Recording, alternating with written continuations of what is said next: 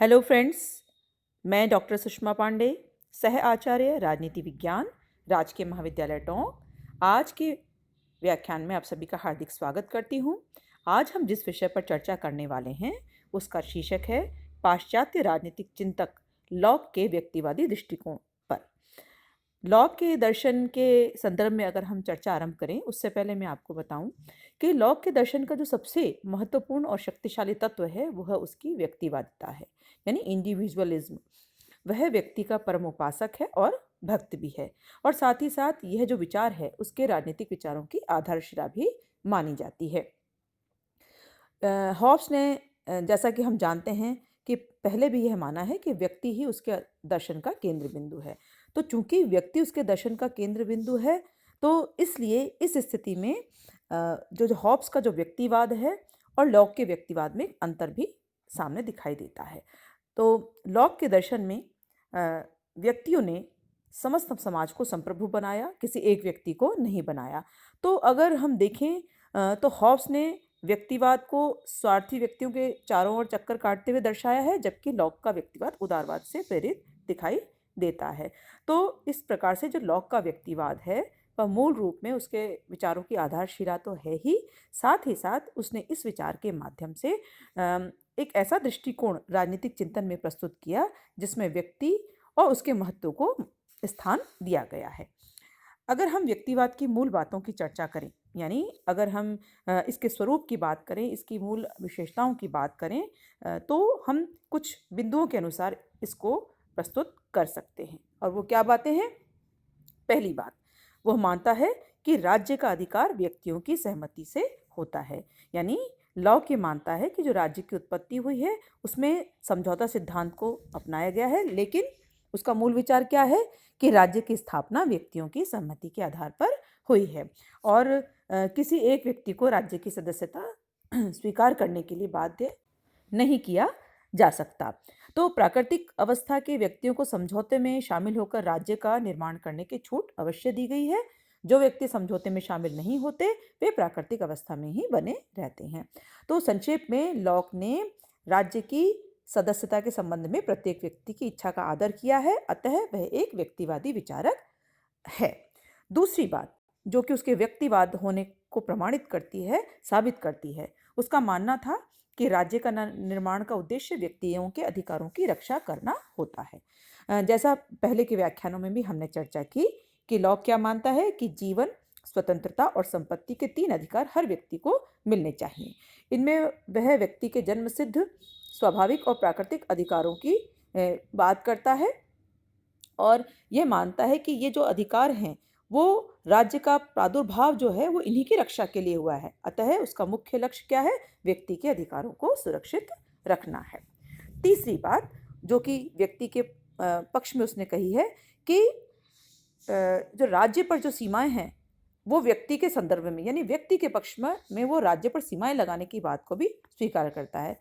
यानी दूसरे शब्दों में हम इसको कैसे कह सकते हैं कि जो राज सत्ता है उसकी स्थिति को उच्चतर बनाना ही नहीं बल्कि उसकी मर्यादाओं को भी वो ध्यान में रखता है कि चूंकि राज्य किस लिए बना, राज्य क्या है वो ये मान के चलता है लोगों के लिए बना है, और जो शासक होता है वो समाज के क्या होते हैं? प्रतिनिधि होते हैं। तो इस प्रकार वह केवल उन्हीं अधिकारों की बात करता है जो व्यक्तियों को दिए जाते हैं। तो इस प्रकार यहाँ भी उसके व्यक्तिवाद की झलक हमें दिखाई देती है। इस संदर्भ में एक बात मैं और आपको बता दूं कि लॉक क्या कहते हैं कि राज्य जो है जनता का एक एजेंट मात्र होता है और वह जो राज्य है प्राकृतिक विधि के नियमों का उल्लंघन नहीं कर सकता। तो दूसरे शब्दों में व्यक्तियों के प्राकृतिक अधिकारों का अतिक्रमण या हनन रोकने के लिए वो राज्य को सीमित करता है, उस पर मर्यादाएं लगाता है और उसको बाधित करता है ताकि व्यक्ति के अधिकारों का कहीं भी हनन न हो सके। और जो राज्य है जनता द्वारा जो शक्तियां उसे दी जाएंगी केवल उसका ही प्रयोग करे। अगली बात जो व्यक्तिवाद की उसकी बात को और अधिक मजबूत बनाती है कि जैसा मैंने अभी आपको पहले भी कहा कि जो लॉक है वो राज्य का निर्माण जन कल्याण के लिए करने की बात करता है। वह क्या मानता है कि राज्य क्या है? एक ट्रस्ट है, ट्रस्ट की तरह है और एक ट्रस्ट होने के नाते वह जनता की सहमति पर आधारित और वैधानिक होता है। तो इस तरह से और ये भी वो मानता है कि अगर शासक निर्धारित उद्देश्यों की पूर्ति में असफल रहता है या अगर वो अपने अधिकार क्षेत्र का उल्लंघन करने लगता है तो ऐसी स्थिति में उसके विरुद्ध क्रांति या विद्रोह करने का भी व्यक्ति को अधिकार दिया गया है। तो ये जो उसका विचार है यह भी कहीं ना कहीं व्यक्तिवाद की उसकी धारणा को और अधिक मजबूत बनाता है। अगली बात जो कि व्यक्तिवाद के संदर्भ में ही है और वह उसके संदर्भ में वह मानता है कि जो व्यक्ति है उसको अपने अंतःकरण के अनुसार धार्मिक पूजा और उपासना की स्वतंत्रता दी जानी चाहिए। यानी उसके जो धर्म विषयक विचार है उसमें भी व्यक्तिवाद की स्पष्ट झलक दिखाई देती है। वो क्या कहता है कि राज्य के सभी नागरिकों को इस बात की खुली छूट मिलनी चाहिए कि व्यक्ति अपनी इच्छा अनुसार किसी भी धर्म या संप्रदाय का सदस्य बन सके। तो इस प्रकार जॉन लॉक ने व्यक्ति को अपनी संपूर्ण व्यवस्था का केंद्र बिंदु बनाया है और साथ ही साथ ये भी माना है कि व्यक्ति किस तरह से महत्वपूर्ण है और व्यक्ति को किस तरह से राज्य द्वारा उसका विरोध नहीं किया जा सकता। अब हम बात करते हैं उसके द्वारा दी गई जितनी भी व्यक्तिवाद के संदर्भ में धारणाएं हैं उसको लेकर विद्वानों ने लॉक की आलोचना की है। अगर हम आलोचना की बात कहें तो हम बिंदुओं के रूप में उसको इस प्रकार रख सकते हैं। पहली बात जो कि आलोचकों के मत में दिखाई देती है कि लॉक के जो व्यक्तिवादिता के जो विचार हैं उसमें अंतर्विरोध है। कैसे? वो कहते हैं कि व्यक्ति को जिस तरह से उसने प्रस्तुत किया है उस पर सबसे ज़्यादा महत्व दिया है। एक तरफ तो वह उसकी चर्चा करता है, दूसरी तरफ कहीं न कहीं राज्य को भी एक संप्रभु के रूप में स्थापित करना चाहता है, लेकिन निरंकुश संप्रभु नहीं बनाता। यानी दूसरी ओर वो राज्य को भी शक्ति देना चाहता है। तो हम ये नहीं कह सकते कि केवल व्यक्ति के विकास या व्यक्ति को ही महत्वपूर्ण स्थान दिया है। तो इस प्रकार जो उसने बात कही उसमें कहीं न कहीं एक अंतर्विरोध नज़र आता है। दूसरी बात जो कि आलोचना के रूप में सामने आती है कि व्यक्ति को अपने चिंतन में बहुत अधिक महत्व देकर भी लॉक ने उसको संपूर्ण प्रभुत्व संपन्न नहीं माना। क्यों?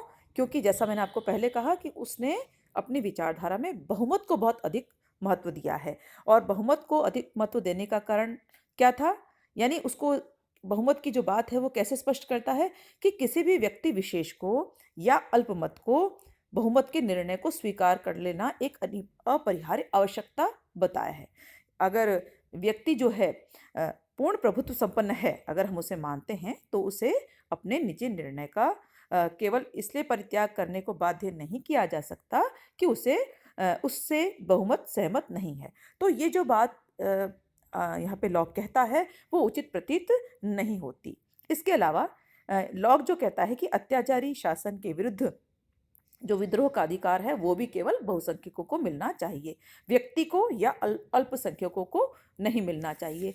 तो ये जो तर्क दिए गए हैं लॉक द्वारा ये वास्तव में व्यक्ति जो वास्तव में प्रभुत्व संपन्न है ऐसा दिखाई नहीं देता। इस कारण से जो आलोचना है वो कहीं ना कहीं हमें कुछ विषयों में कुछ बिंदुओं पर सही भी नज़र आती है। लेकिन इन सब आलोचनाओं के बावजूद हम इस बात से इनकार नहीं कह सकते या कर सकते इस बात को कि लॉक का जो व्यक्तिवादी दृष्टिकोण है वह पूर्ण आलोचनाओं से ग्रसित है। अगर हम उसके सकारात्मक पक्ष या उसके अच्छाई या उसके महत्व की ओर ध्यान इंगित करते हैं तो कुछ बातें सामने आती हैं जिनको हम विभिन्न राजनीतिक विद्वानों के दृष्टिकोण के साथ स्पष्ट कर सकते हैं। जैसा हमने भी बात की कि जॉन लॉक ने व्यक्ति को अपने संपूर्ण राजनीतिक चिंतन या व्यवस्था का केंद्र बनाया है। अगर हम इसके महत्व की बात कहें तो बारकर के सबसे पहले हम बात करेंगे मैक्सी की।